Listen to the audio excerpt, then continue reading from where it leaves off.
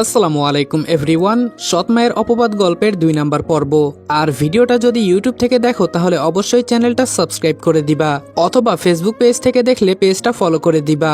আমাদের ফেসবুক পেজের link pin কমেন্টে দেওয়া আছে। তো চলো বেশি কথা না বলে গল্প শুরু করা যাক। নাসরিন বেগম আর পাভেলকে শফিক মিয়া যখন বাড়ি থেকে বের করে দিলেন তখন তাদের মনে হয়েছিল পৃথিবীটা যেন এক মুহূর্তের জন্য থেমে গেছে। যে বাড়িতে তারা নিজেদের অধিকার খাটিয়েছে আজকে সে বাড়ির দরজা তাদের জন্য চিরতরে বন্ধ হয়ে গেছে। রাত তখন গভীর। নাসরিন বেগম একটা ছোট ব্যাগে কিছু কাপড় চোপড় গুছিয়ে নিলেন। পাভেল তখনও রাগে ফুঁসছিল। এইটা কি হলো মা?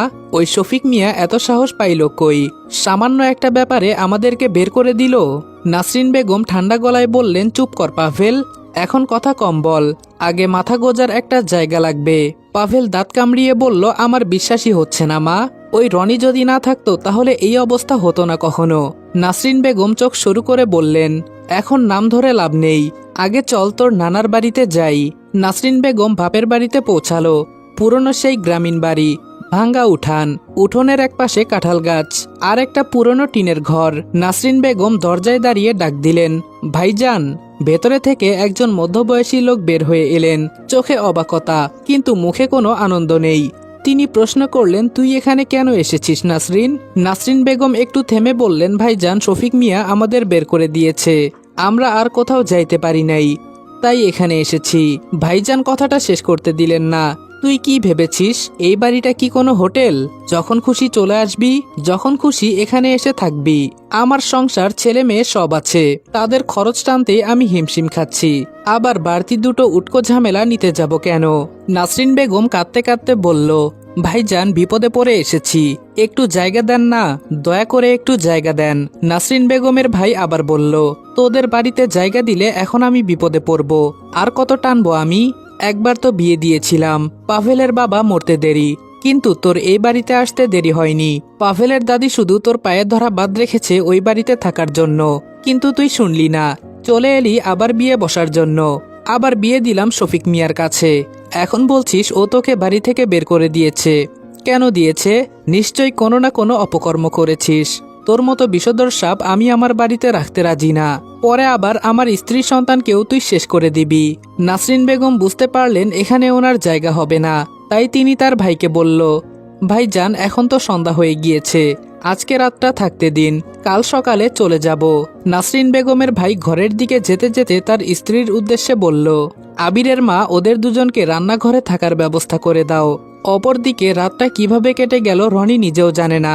নরম বিছানা, পরিষ্কার চাদর, মাথার ওপরে ফ্যান ঘুরছে ধীরে ধীরে, সবকিছুই যেন অচেনা। এতদিন শক্ত মেঝে, বাস স্ট্যান্ড এসবই ছিল তার পরিচিত জায়গা, আর আজকের এই আরাম যেন তাকে অস্বস্তিতে ফেলে দিচ্ছে। রনি চুপচাপ শুয়ে ছাদের দিকে তাকিয়েছিল, চোখ বন্ধ করলেই পুরনো সব দৃশ্য ভেসে উঠছে। বাবার রাগ মিশ্রিত মুখ এবং সৎমায়ের বিষাক্ত কথা, বৃষ্টি ভেজা সেই রাতগুলো, আর সেই ছুরির আঘাতের মুহূর্ত। হঠাৎ করে সে উঠে বসলো, জানালার পাশে গিয়ে দাঁড়ালো রনি। বাহিরে ভোরের হালকা আলো ফুটেছে, বাগানের গাছগুলোয় শিশির জমে আছে, পাখিরা কিচিরমিচির করে ডাকছে। এত শান্ত একটা সকাল, অথচ তার ভেতরটা এখনো অশান্ত। ঠিক তখনই দরজায় হালকা নক পড়ল। রাকিব ডেকে বলল, রনি, ঘুম থেকে উঠেছ? রনি একটু থেমে দরজা খুলে দিল। রাকিব হাসি মুখে দাঁড়িয়ে বলল, চলো নাস্তা করবা, মা তোমাকে ডাকছেন। রনি আর রাকিব ডাইনিং টেবিলের কাছে যেতেই মাহবুবুর রহমান বলল, এসো রনি, তোমার জন্যই অপেক্ষা করছিলাম। কেউ অপেক্ষা করছে, তাও আবার রনির জন্য? এটা তো একদমই অসম্ভব। একসময় ওর বাবা মা অপেক্ষা করত, কিন্তু মা চলে যাওয়ার সাথে সাথে বাবার ভালোবাসাও নিয়ে গিয়েছে।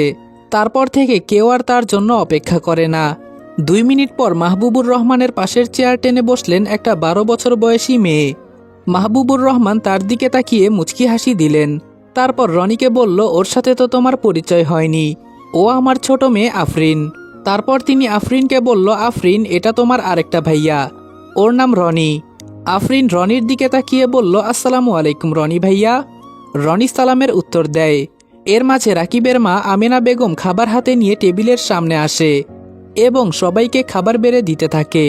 রনি ভেবেছিল আমেনা বেগম ওকে এই বাড়িতে নিয়ে আসাটা পছন্দ করেননি, হয়তো উনি নিজের হাতে ওকে খাবার বেড়ে দিবেন না, কিন্তু ওকে অবাক করে দিয়ে আমিনা বেগম ওর পাতে খাবার বেড়ে দেয়। এবং মুচকি হাসি দিয়ে বলেন, কিছু লাগলে বলো। সত্যি আমেনা বেগম প্রথমে এই বাড়িতে রনির উপস্থিতি পছন্দ করেনি, কিন্তু পরবর্তীতে তিনি ভেবে দেখলেন আজকে রনির জায়গায় যদি তার রাকিব হতো তাহলে কি হতো। ছেলেটা এই বয়সে অনেক কিছু সহ্য করেছে, এখন একটু ভালোবাসা পেলে ক্ষতি কি। রনি ধীরে ধীরে খাবার মুখে দিচ্ছিল। রনি ধীরে ধীরে খাবার খাচ্ছিল। কিছুক্ষণ চুপ থেকে সে মাহবুবুর রহমানের দিকে তাকিয়ে বলেন কিছুক্ষণ চুপ থেকে সে মাহবুবুর রহমানের দিকে তাকিয়ে বলল, আঙ্কেল, আমাকে কি কি কাজ করতে হবে যদি একটু বুঝিয়ে দিতেন। মাহবুবুর রহমান কিছু বলার আগেই আমেনা বেগম একটু বিস্মিত হয়ে বললেন, কাজ করবা মানে? এই বয়সে তুমি কি কাজ করবা? রনি মাথা নিচু করে আস্তে করে বলল, কাজ না করলে এই বাড়িতে থাকবো কিভাবে। আমেনা বেগম এবার একটু নরম গলায় বললেন, তোমার কোনো কাজ করতে হবে না, আগে বলো তুমি কতটুকু পড়াশোনা করেছো। রনি জবাব দিল, জি, আমি এবার এসএসসি পরীক্ষা দিয়েছি, তবে পাশ করেছি কি না জানি না। এ কথা শুনে রাকিব হালকা হেসে বলল, ও তাহলে তো তুমি আর আমি একই ব্যাচের, কিন্তু রেজাল্ট তো 1 মাস আগেই বের হয়েছে। আমি তো এ গ্রেড পেয়েছি, তুমি জানো না তুমি কি পেয়েছো? রনি একটু অপ্রস্তুত হয়ে চুপ করে রইল। তার চোখে যেন হালকা কষ্টের ছায়া ফুটে উঠল। এই কয়েক মাসে নিজের ফলাফল জানার মতো সুযোগ বা অবস্থা কোনোটাই তার ছিল না। রনির নীরবতা দেখে টেবিলে এক মুহূর্তের জন্য অস্বস্তিকর নীরবতা নেমে এলো। মাহবুব রহমান বিষয়টা বুঝতে পেরে নরম গলায় বললেন, কোনো সমস্যা নেই, আজই তোমার রেজাল্টটা দেখে নেওয়া যাবে। রনি বলল, কিভাবে আঙ্কেল? রাকিব সাথে সাথেই বলল, আরে এটা কোনো ব্যাপারই না, অনলাইনে দেখা যায়। তুমি তোমার রোল নাম্বারটা বলো, মনে আছে তো? রনি উত্তর দিল, হ্যাঁ মনে আছে। রাকিব দ্রুত তার ফোনটা নিয়ে বসল। ঠিক আছে, তোমার রোল নাম্বারটা বলো। কিছুক্ষণ রুম জুড়ে নীরবতা ছেয়ে গেল। রাকিব চিৎকার করে উঠে বলে, আরে রনি, তুমি তো A+ পেয়েছো। আমেনা বেগম বলল, মাশাল্লাহ, তুমি তো খুব মেধাবী শিক্ষার্থী। কিছুদিন পরে আমাদের রাকিব কলেজে ভর্তি হবে, তুমিও ওর সাথে সেই কলেজে ভর্তি হবে। রনি কিছু বলার জন্য মুখ খোলার আগেই মাহবুবুর রহমান বললেন, তোমার পড়াশোনার সম্পূর্ণ খরচ আমার, তুমি কোনো কিছুর চিন্তা করো না, মন দিয়ে পড়াশোনা করো। রনি চোখের পানি মুছতে মুছতে জিজ্ঞেস করে, আপনারা আমার জন্য এত কিছু কেন করছেন? মাহবুব রহমান মৃদু হেসে রনির দিকে তাকালেন, তারপর শান্ত গলায় বললেন, কারণ বাবা, সব সম্পর্ক রক্তের হয় না, কিছু সম্পর্ক মানুষ নিজে থেকে তৈরি করে, ভালোবাসা দিয়ে, দায়িত্ব দিয়ে। আর আজকে থেকে তুমি আমার সেই সম্পর্কেরই একজন। রাতটা গভীর হলেও শফিক মিয়ার চোখে একটুও ঘুম নেই। নিস্তব্ধ অন্ধকারে শুয়ে থাকলেও তার ভেতরটা অশান্ত হয়ে ওঠে বারবার। কানে ভেসে আসে সেই কাপা কণ্ঠ, আমি চুরি করিনি বাবা। হঠাৎ তিনি ধরফর করে উঠে বসেন। বুকের ভেতরটা ভারী হয়ে আসে, শ্বাস নিতে কষ্ট হয়। মনে হয় রাগের অন্ধত্বে তিনি যেন নিজের হাতেই নিজের হৃদয়টাকে ভেঙে ফেলেছেন। ধীরে ধীরে উঠে তিনি হাঁটতে হাঁটতে চলে যান উঠোনে, সেই জায়গাটায় দাঁড়ান যেখানে সেদিন তার ছেলেটা অসহায়ের মতো পড়েছিল। চারপাশে নিস্তব্ধতা, শুধু হালকা বাতাসে পাতার শব্দ। তিনি মাটির দিকে তাকিয়ে ফিসফিস করে বলেন, আমি কি করে পারলাম নিজের ছেলের সাথে এমন করতে? চোখের কোণে পানি জমে ওঠে। জীবনে অনেক ভুল করেছেন হয়তো, কিন্তু এত বড় ভুল করবেন এটা তিনি কখনো কল্পনাও করেননি। অজান্তেই তার ঠোঁট কেঁপে ওঠে। রনি এখন কোথায়, কেমন আছে, কিছু খেয়েছে কি, নাকি না খেয়ে আছে? প্রশ্নগুলো বাতাসে মিলিয়ে যায়, কোনো উত্তর ফিরে আসে না। শফিক মিয়া মাথা নিচু করে দাঁড়িয়ে থাকেন অনেকক্ষণ। তার চোখ বেয়ে নীরবে অশ্রু গড়িয়ে পড়ে। আজকে তার কাছে সবকিছুই আছে, ঘর, সম্পদ, সংসার, তবুও তিনি নিঃস্ব, কারণ তিনি নিজের হাতে হারিয়ে ফেলেছেন তার সবচেয়ে আপন মানুষটাকে। বিকেলের নরম আলোটা ধীরে ধীরে চারপাশে ছড়িয়ে পড়ছিল। আকাশে হালকা কমলা রঙের আভা। একটা শান্ত সুন্দর বিকেল। মাহবুব রহমান হাসি মুখে বললেন, চলো আজকে সবাই মিলে একটু বাহিরে ঘুরে আসি, অনেকদিন কোথাও যাওয়া হয় না। রাকিব বলে, চলো আব্বু, আজকে আমরা পার্কে ঘুরতে যাই।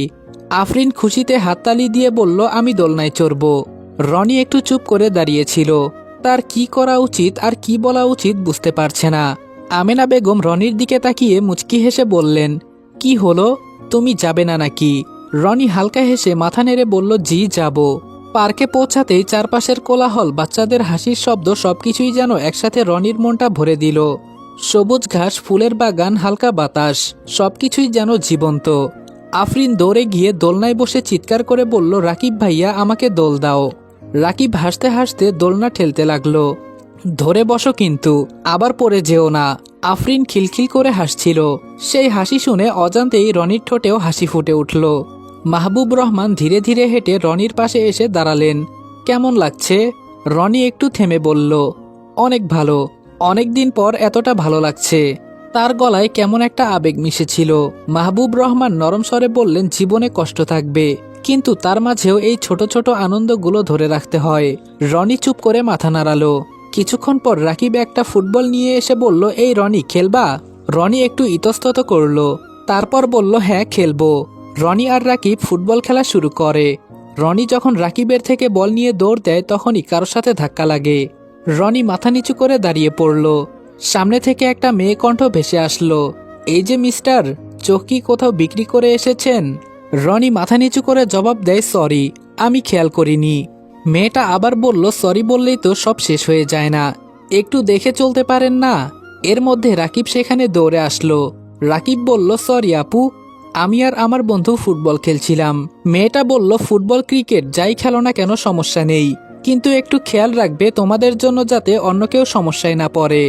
মেয়েটার কথা শুনে রাকিব মাথা চুলকে হেসে বলল, জি আপু, ভুল হয়ে গেছে, এমনটা আর কখনো হবে না। রনি তখনও মাথা নিচু করে দাঁড়িয়েছিল।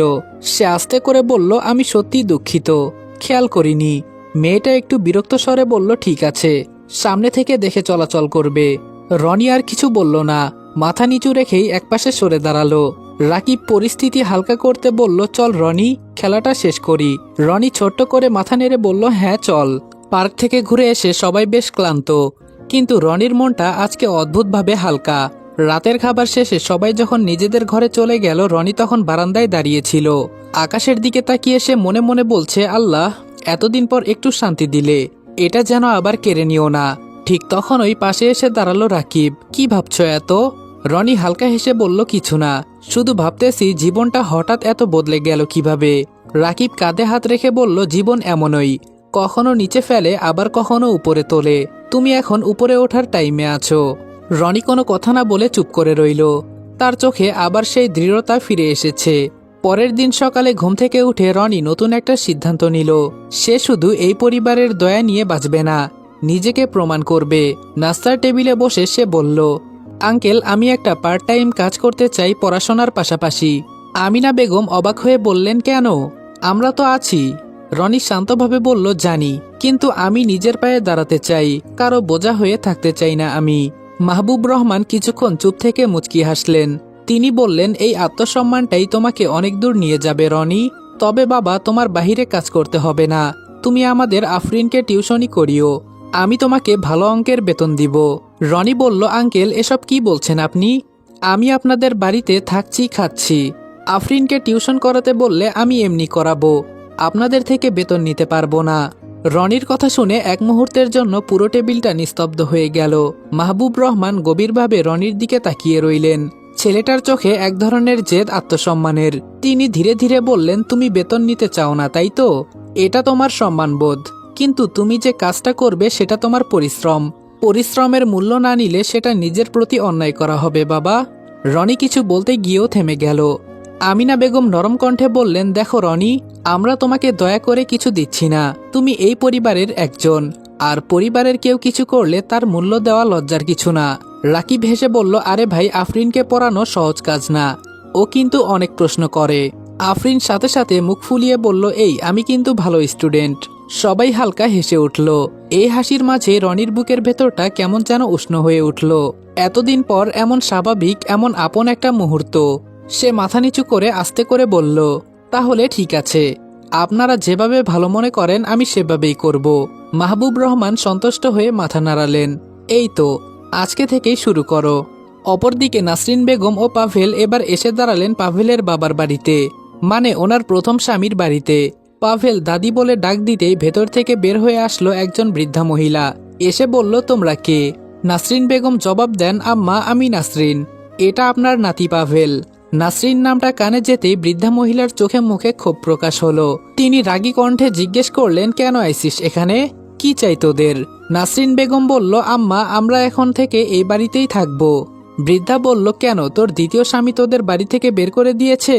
পাভেল বলে, দাদি, খুব বিপদে পড়ে এই বাড়িতে এসেছি, আমাদের একটু জায়গা দাও। বৃদ্ধা মহিলা বলল, তোর বাপ মারা যাওয়ার পর আমি তোর মাকে কত অনুরোধ করেছি এই বাড়িতে থাকার জন্য। আমি বলেছিলাম আমার পোলার শেষ স্মৃতিটা নিয়ে এখানে থাকতে। তোর মুখের দিকে তাকাইলে আমার পোলার কষ্ট ভুলে থাকতে পারমু। কিন্তু তোর মা তার বাপের বাড়িতে চলে গেছে আবার বিয়ে বসার জন্য। এখন আমি তোদের অনুরোধ কেন রাখমু? কেন তোদেরকে এ বাড়িতে জায়গা দিমু? চলে যা এই বাড়ি থেকে। এই বাড়িতে তোদের কোনো জায়গা নেই। আসসালামু আলাইকুম এভরিওয়ান। সৎ মায়ের অপবাদ গল্পের দ্বিতীয় পর্ব এখানে শেষ করলাম।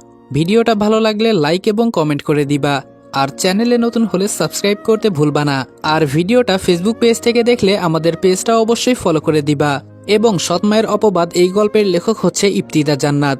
যদি কেউ তার লেখা গল্প পড়তে চাও তাহলে ফেসবুক পেজে চলে যেতে পারো। তার পেজের লিংক আমাদের ডিসক্রিপশন বক্সে দেওয়া থাকবে। তো দেখা হচ্ছে তোমাদের সাথে নেক্সট ভিডিওতে। ততক্ষণ ভালো থাকবা, সুস্থ থাকবা। আল্লাহ হাফেজ।